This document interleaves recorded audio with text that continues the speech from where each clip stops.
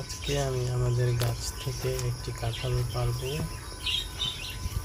অনেকগুলো কাঁঠাল ছিল, এখানে 2টা কাঁঠালই আছে। এই কাঁঠালটা আজকে আমি কাটবো। এই কাঁঠালগুলো একদম গাছেই পাকে, অনেক মিষ্টি হয়। কাঁঠালের কোষগুলো একদম চাউলা হয়, শক্ত, খেতে অনেক স্বাদ। কিন্তু এই গাছটাতে কাঁঠাল কম হয়, 5-6টা 7টা, এর বেশি হয় না। কিন্তু যেগুলোতে অনেক বেশি হয় কাঁঠাল, ওগুলার কোষগুলো স্বাদ হয় না। দানাগুলো অনেক বড় বড়, কোষগুলো ছোট ছোট থাকে।